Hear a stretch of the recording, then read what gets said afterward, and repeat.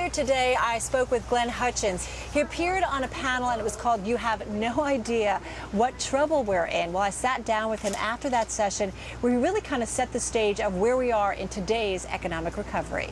I don't want to be seen like too much of a pessimist, because I love this country and I think it's full of we have real cause for hope and opportunity, but we have a lot of problems we have to face head on and grapple with.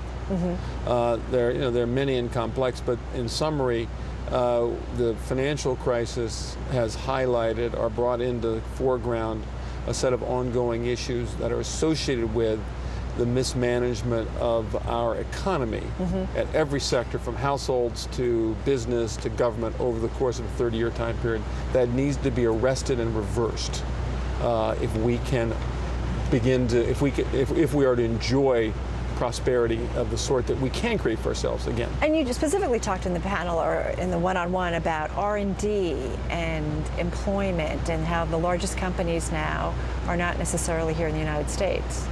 Well, one of the things going on as a broad global trend is that the emerging markets have grown very rapidly as economic activity has shifted. Emerging markets as a group are now roughly are larger in size as a group than either the United States or Europe.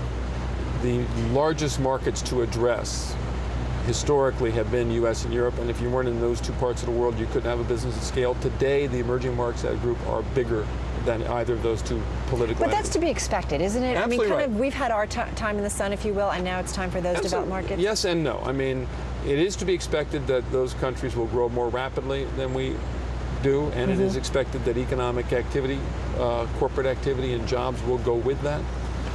But what we need to do is to arrest the relative decline by taking tough actions in our own country to ensure the future of the next generation. But we're not doing that.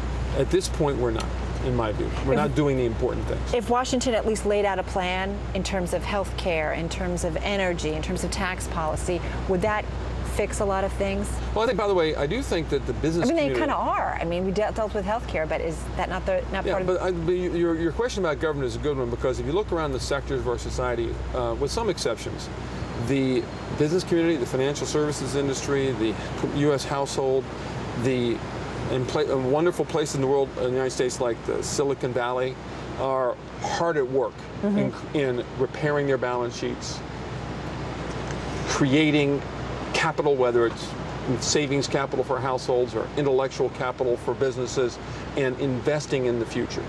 The big problem right now is we're left with a amount of debt across our society, both at the household level and the government level, the latter of which is growing very rapidly, that has historically doomed countries that had that same experience to persistently lower growth and persistently higher unemployment levels. And that has to be addressed.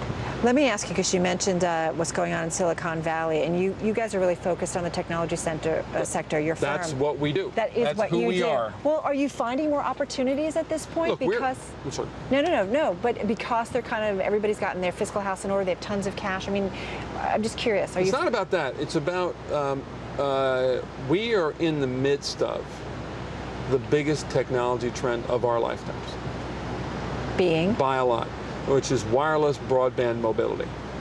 The PC trend, which started with companies like Apple and Microsoft 25 or 30 years ago, followed by, and today there are about 1 billion PCs in use in the world, followed by the networking trend, think Cisco, where all those PCs were stitched together, followed by the internet, where all those stitched together PCs could communicate with each other, think Google, right, is now been vastly surpassed in terms of the addressable market by wireless broadband mobility. They are today, after 25 or 30 years, as I said, of PC penetration of 1 billion PCs, there are 5 billion subscriptions to mobile devices in the world today.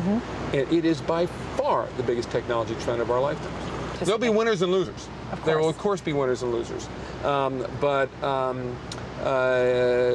be other Googles?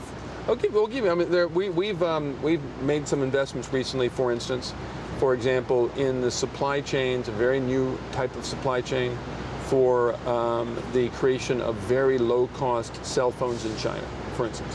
It's a very different way in which cell phones are manufactured and distributed in China, delivering, we see the fancy smartphones that cost $200, $300, $400 in this country. Cell phones there for people who are entering the the grid for the first time cost the equivalent of $20. Right. Delivering that kind of product in very large numbers at that price point requires a very different kind of business model, for instance. And we've been investing around that as an example.